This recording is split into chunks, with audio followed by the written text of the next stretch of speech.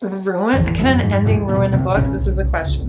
Now, the distinction between a reading wrap-up, a recent reads, and a currently reading is not clear in my mind.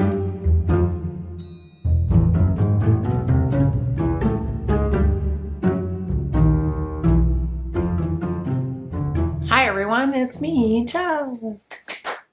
I'm here with Granola, who's chomping away on a bone. We have had a very exciting week of sorts. Sorry for the glare of the light in my glasses. I thought I would come on and film a recent reads video because, well, I just feel that I'm not up to booktube standards in order to be able to film a wrap video, because I have only read officially in 2023, I've only read 5 books.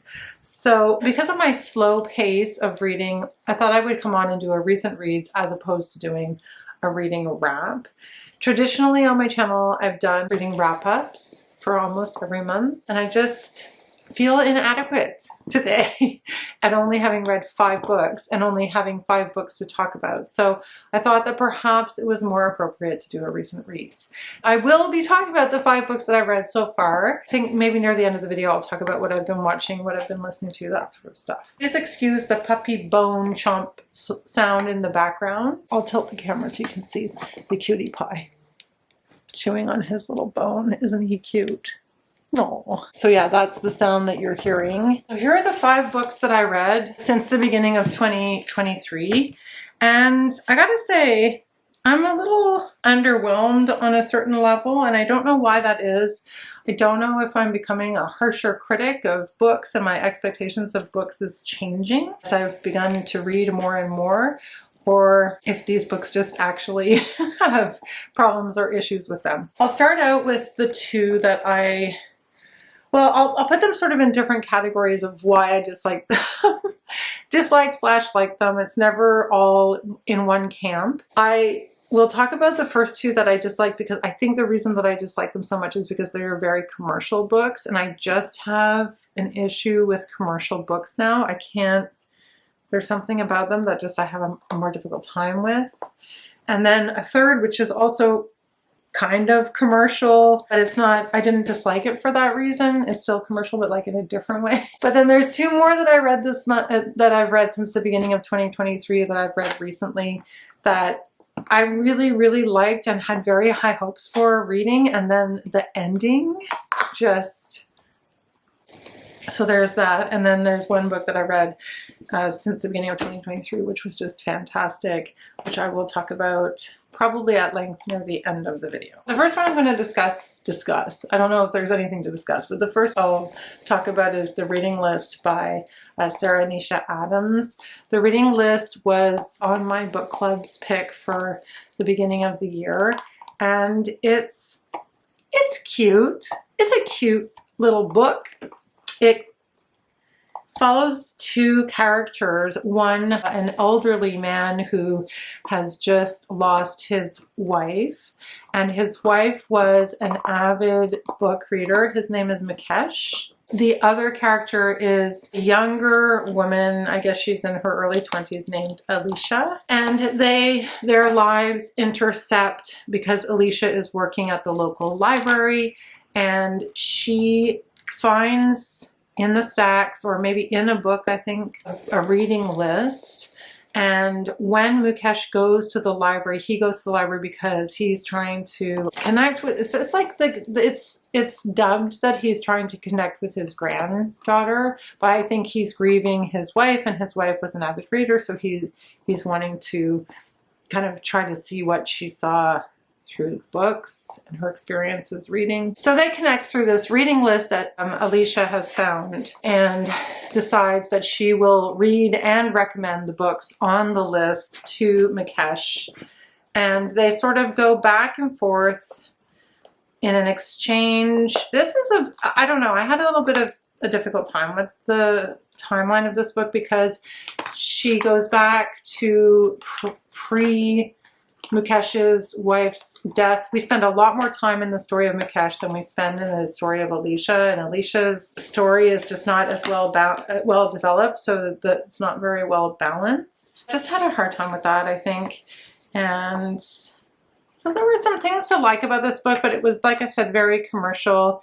And I think that it was not the best setup, because the reading list has on it, I can't remember how many books are on the reading list. For example, it has Rebecca by Daphne du Maurier on it. It has To Kill a Mockingbird, The Kite Runner. There's a number of books, and in fact, the chapters are divided up by the books, as well as going back and forth in the timeline, and then going back and forth between the story of Alicia and Mukesh. I just don't think it works very well with the setup of the reading list, because I remember the feeling at the beginning of thinking, oh gosh, I haven't read some of these books. I hope it doesn't ruin any of these books for me. And I can assure you that it won't ruin any of the books on the reading list for you.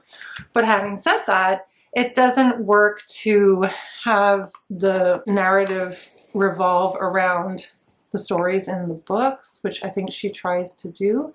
But then she can't really tell the stories of the books on the reading list, but because she doesn't, because you can't, she wouldn't want to ruin it, I guess. I don't know. It just didn't really work for me. And some people would disagree, I'm sure. And I think a lot of people really liked this book, but I found it just didn't work. And I wish that the characters in Alicia's story were better developed. So I won't get into too much detail, because I would give away what happens to the characters in the book, because things do happen to both characters. Mukesh's story is more thorough and better developed than Alicia's. So yeah, that was disappointing. I found this quite disappointing. The second book that I was also pretty disappointed by was Five Little Indians by Michelle Good. This book was difficult to read. It had me quite upset in parts. Like, I had to have to put the book down because it made me cry, but not, it made me cry because of just how terrible the characters had been treated in these residential schools. So it follows the stories of several characters that were in a residential school together, and their lives when they get out of residential school back out into the real world. One of them escapes, runs away from the residential school, and some of them don't make it out of the school. I knew it was going to be a bit harrowing and difficult to read, but there's something about this book that is more commercial as well that I really just had a hard time with. I think it had its moments, but I would say that it's not, I don't know, it's hard for me to say negative things about it, I guess because of the topic. I feel a little strange saying negative things about it, but it was written in a way that was, I suppose, meant to be accessible to as many people as possible. And so for that reason, we have quite a few different characters, and their stories, they intercept, but their stories just aren't that well, like they're not that deep, they're not well developed, in the sense that I would have liked to have known more, perhaps, if the decision had been to just follow like two characters and their lives and in more depth. Maybe I would have preferred it, but there was something superficial about the writing in this book, and in the way their stories were told. It just didn't feel that deep to me, which is really strange to say, because obviously the experiences that they had were traumatic and harrowing and difficult, and their issues that you have to face when you read this book. But at the same time, there just wasn't much depth to any of the characters' stories. I think it's a problem of just not, the writing isn't rich with language. It's not, like, I didn't lose myself in this book or these characters in that way. So yeah, it was very disappointing. And it is a debut novel, so that might have something to do with it. I think this one was also a debut novel. It's her debut. So these were both debut novels, and I think that maybe was where the problem was. I've definitely read some debut novels. If you go back and watch my review of Nightcrawling, like, Nightcrawling was gritty, and the language was really interesting, and the characters really came to life. Like, it was way, way, way better than I would say both of these were. There was just something very commercial and kind of flat about the way that these two were written. And I just, so for that reason, I just didn't, they weren't the best reading experiences I've had. And I was disappointed about Five Little Indians too, because well, at least in terms of the whole Canada Reads, and I guess there's some debate about Canada Reads, but last year I had read Scarborough, which was just so good, and it didn't win Canada Reads, and Five Little Indians did, and I'm not happy about it. I think Scarborough should have won. I would have been able to defend it, I think. Scarborough was, I think was Scarborough my best of 2021? No, 2022. What year are we in? I think Scarborough was on my best of 2022. Yeah, it's such a good book, Scarborough. If you haven't read it yet, go for it. Next up was my choice for my book club, and that was Small Pleasures by Clara Chambers. This book was also arguably quite commercial. However, because it's historical fiction and because this is not a debut novel, it was a more enjoyable reading experience for me. It tells the story of Gretchen, what's Gretchen's last name? Tilbury. This tells the story of Gretchen Tilbury, who writes into the local paper to suggest that her daughter may be the result of a virgin birth or an immaculate conception. And the reporter who is tasked with investigating her story, Jean Swinney, it's told from Jean Swinney's perspective, who is the journalist who's investigating this claim. And it's set in 1955 in the UK. Now, I don't know if it's because it's set in the UK or because, you know, it has the suspense of, I mean, I don't think you ever, I don't want to give anything away, but I don't think it has the suspense of like, what is the story behind the conception of this child that is leading you through the whole novel. Perhaps that is why, but it was just a better read. And as the title suggests, it's kind of an ode to small pleasures and a simple life, although Jean Swinney is wanting more from her life than what she has so far. And I think when she meets this woman Gretchen, she's kind of enchanted by this woman Gretchen, and then she goes on to be enchanted by Gretchen's husband, Howard. So there's a romantic element to this story, which was well done and well written and very sweet. And so I was enchanted by this little book. However, the ending was not what I was hoping for, and unfortunately kind of did take away from how good I thought the book was ultimately. So good book, bad ending. How many stars? Maybe 4 stars. I think it was definitely a worthwhile read. It was very quaint, and it really she did a very good job of taking you back to that time, that era, the kinds of things that were important to people in a certain class at that time, post-war England, was interesting to read about. Things like gardening and cooking and baking and sewing. All of these domestic pleasures that we've lost in our society as of today. Well, maybe not for some people, but I just think it kind of captured a time, an interesting time in the world to be alive. Great, I really liked it, and I just think it had a kind of a crappy ending.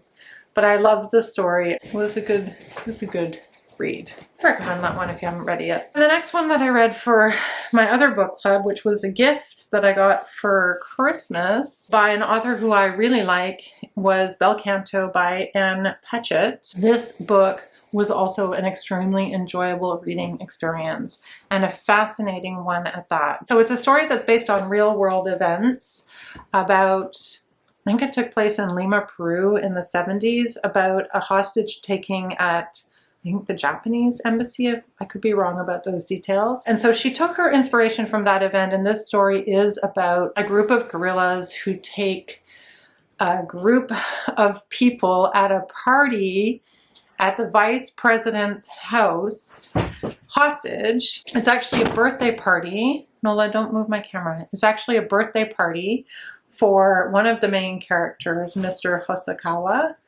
And the big event of the party is that an opera singer by the name of Roxanne Koss is going to sing for his birthday celebration.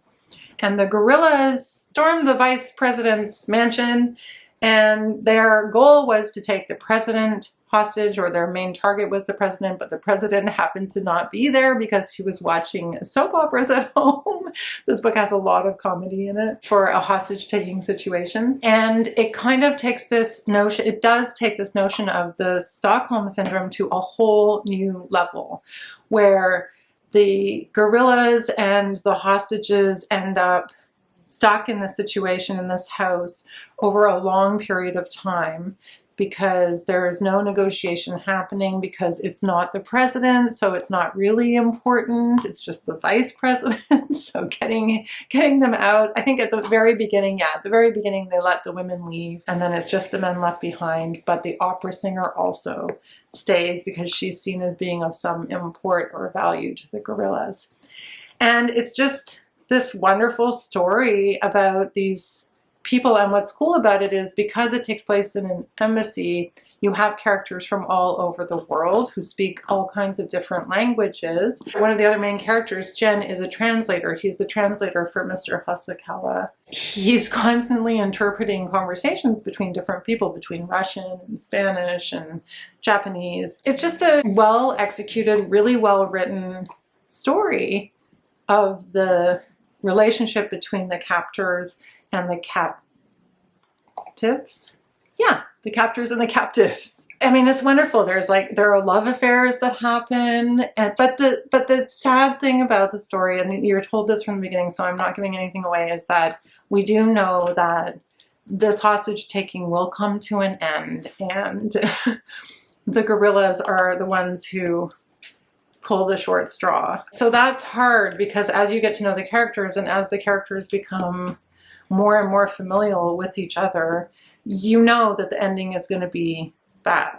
So, and it is. There's a lot of exploration of music and her as a singer and how music brings people together. There's a lot of exploration of the idea that once all of your obligations are set to the side, that you find that you have different ideas about what life should be. Things like the food, the music, the company. I know it sounds a bit cheesy the way I'm explaining it, but she does a really wonderful job of telling us this story, and this very surreal feeling that she's able to create, seeing this experience through the eyes of these characters, where time kind of stands still when they're in this house and they can't go anywhere and they can't do anything. It's a little bit like being in an airplane or something. When you don't have any obligations, you can't go anywhere, you can't do anything, you're not held responsible for anything, because everything's sort of out the window and you don't know if you're going to live or die. It was different. It's different from anything I've read lately, and it's very different from anything I've read by Ann Patchett in the past. So I really loved it. I thought it was great. However, caveats, she decided to write an epilogue, and I am not the only person who feels this way. Not necessary, and kind of ruins the whole thing. So she writes this epilogue, and I think a lot of people have scratched their heads, just like, why write this epilogue? What a strange epilogue. It's so odd. I can't help but think that she had a reason for doing that, because the epilogue is so real world that I don't want to give anything away, but the epilogue almost takes you back to a reality that is so odd and so random. It kind of makes you angry, but I think that's the way she's trying to suggest you would feel after an experience like that. If you have read Bel Canto, maybe just drop a mention in the comments below of what you thought of it. Any ideas you had about why the epilogue would have been included. And if you haven't read it yet, I definitely recommend picking this one up. It's one that I think maybe gets overlooked in her collection, but it's so, so good. I think it's her best book yet, and it's very different from any of the other books that she's written. Finally, the favorite was Giovanni's Room by James Baldwin. I can't believe that I waited this long to read this book. It's a short book, and it was amazing. Amazeballs. I loved this book, like so many people. I have it all marked up. I just think that, I mean, I'm not mentioning anything that anyone hasn't already mentioned before, but James Baldwin's use of language is just fantastic. And his ability to take hold of the reader, you have it from the beginning of this book. He takes you in and he's like, I'm going to tell you the story, and I'm telling it to you in a very specific way for a very specific reason. He talks a lot about life having its way. I mean, I know there are lots of different themes in Giovanni's room, from class, from masculinity, repressed sexual identity as a gay man, the relationship between the US and France. There's so much to unpack. In a couple different places in the book, he talks about how life has its way with you. And I thought that was something that I could talk about that maybe other people haven't spoken as much about, because I've always felt that way. I've always felt like, and I've said to my daughter too, like I've told her, you know, life will decide. I don't know if it's very good advice as a parent. And that really resonated with me. Even on the 5th page, she wrote, I suppose this was why I asked her to marry me, to give myself something to be moored to. Perhaps this was why, in Spain, she decided that she wanted to marry me. But people can't unhappily invent their mooring posts, their lovers and their friends, any more than they can invent their parents. Life gives these and also takes them away. And the great difficulty is to say yes to life. I thought that was really interesting. Obviously, this has to do with grappling with his sexuality as a gay man, but I think it also resonated for me as someone completely different from that, in a different era, in a different life, where it's just, we're resistant sometimes to the truthfulness or the authenticity of our life's experience because we're afraid of it. So I thought that was really interesting. So we have the story of Giovanni's Room, which is the story of a relationship between an American in Paris and a young Italian barman. He works in the bar. He works in Jacques' bar. It's really the story of David and his exploration of his sexuality through this relationship with Giovanni. And he originally is engaged to a woman named Hella, and Hella does return to Paris. She's away in Spain, she returns to Paris. It's about his sort of going back and forth about, does he want to have this life with Hella, get married and have a family, and what he has to give up to be able to do that. And I think it's also just an exploration of masculinity in general. Giovanni's story is a little bit different. He ends up working in this bar for this man named Jacques, and he can't really do anything else. He kind of represents an underclass in society that is exploited because of being poor, and is exploited in a way partly because he's poor and partly potentially because of race, probably mostly because he's a young poor boy and he's hot. He's hot, he's good looking, and he's exploited by this gay man who owns this bar, and he can't really get any other work. Giovanni talks about what it would have been like for him if he had stayed in the village in Italy and how he left. So this is interesting as well. He's talking to David. So he says, hi Nola. So he says, he's talking about how he was in love with a woman when he was in his village in Italy. And he said, I thought all men were like me. I thought I was like all other men. I was not unhappy then, and I was not lonely, for she was there, and I did not want to die. I wanted to stay forever in our village and work in the vineyards and drink the wine we made and make love to my girl. I have told you about my village. It is very old and in the south. It is on a hill at night. When we walked by the wall, the world seemed to fall down before us, the whole far-off, dirty world. I did not ever want to see it. Once we made love under the wall. Yes, I wanted to stay there forever and eat much spaghetti and drink much wine and make many babies and grow fat.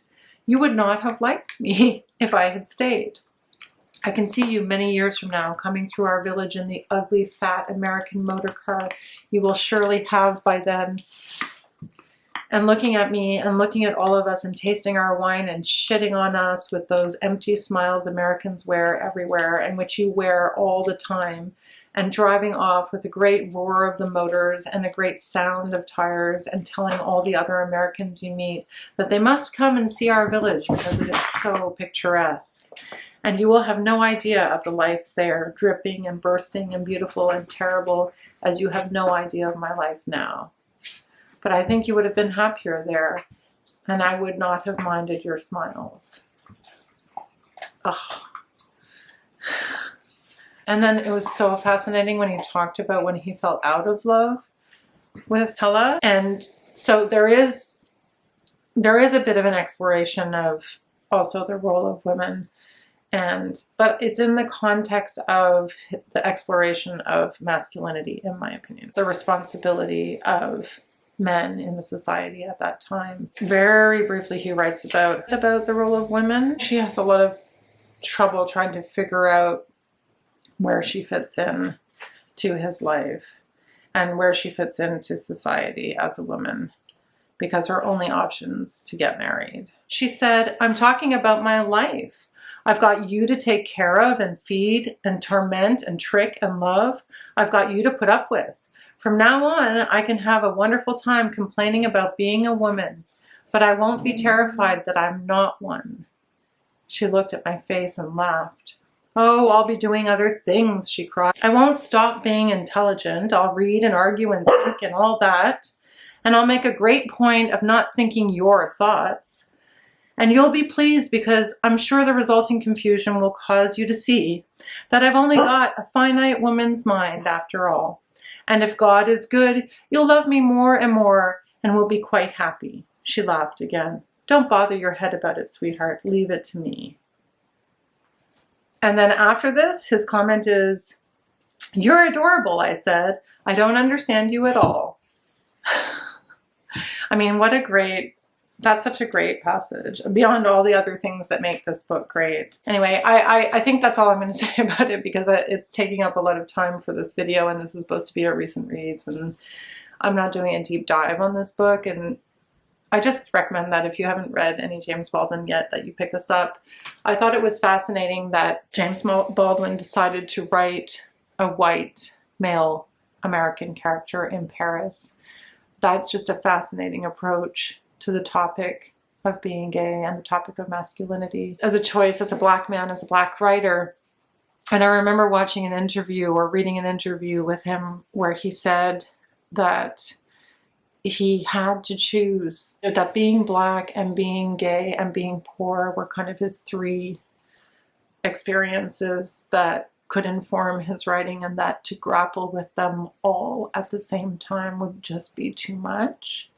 So he decided to write from the perspective of a white male character, but is able to incorporate some of the topics of poverty and class and exploitation of Giovanni, and exploitation through Giovanni's character. Anyway, this is a fantastic, exceptional book, and if you haven't read it yet, run, don't walk to buy your first James Baldwin, or you start with another James Baldwin. I'm going to be reading more from his backlist. What an amazing reading experience. Loved it so much. So those are my recent reads. Those are the books that I've read. I started the Book of Form and Emptiness about halfway through now, doing a little buddy read with Lori, who's a subscriber to my channel. Hi, Lori. And so that's something I'll be talking about in the next video or the one after that. And what am I doing else otherwise? It's been a really tough week. It's been a rough one just because we've had a few alarming things happen. Granola, the maniacal animal dog that he is, gets into everything. So anyone who has a puppy probably knows this about puppies, but they tend to get into stuff. I made the decision not to crate him when I'm out of the house, which is fine. He's totally fine when I'm not home. He seems to just kind of guard the house until I get home. But when I get home, sometimes he does get into stuff. And the other evening, he got a mirror compact, like, you know, the mirror compacts that you use to check your makeup and started chewing it and was eating the mirror glass, which was very, very upsetting and worrying and stressful because I thought he had perhaps swallowed a piece of glass. So 24 hours later, after going to the emergency vet and having his stomach x-rayed, and however many hundreds of dollars later,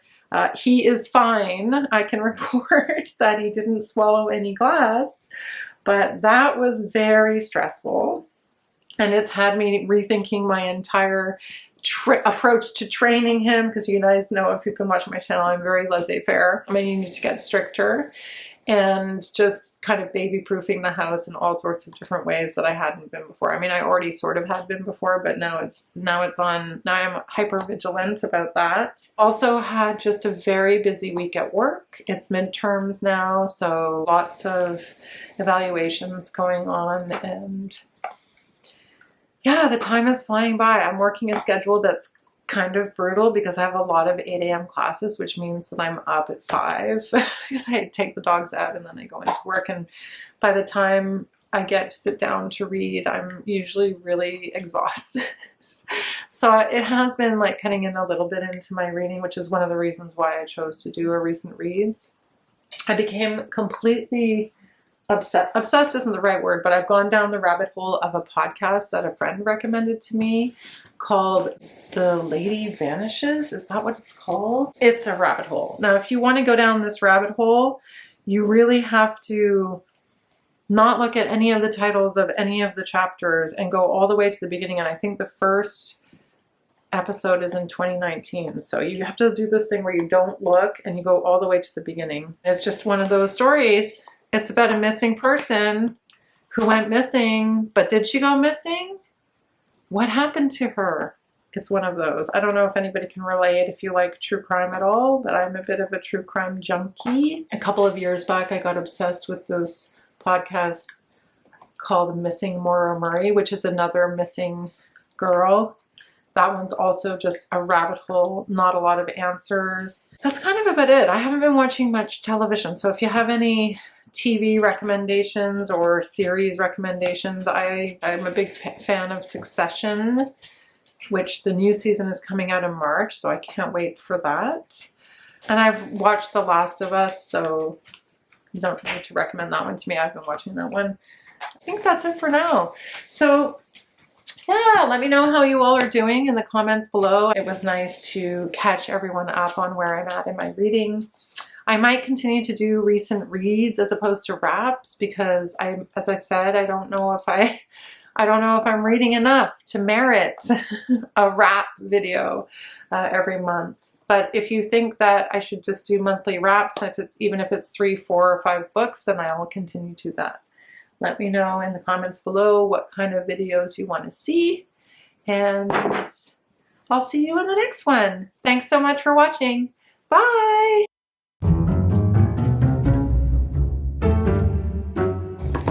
Ow! Oh my god, you just bit me! How is that possible? I noticed there's a mark on my puppy. I'm not sure if that's a tea stain or a coffee stain. And I was disappointed. Oops. It's come, what do they do? What do gorillas do? What do terrorists do?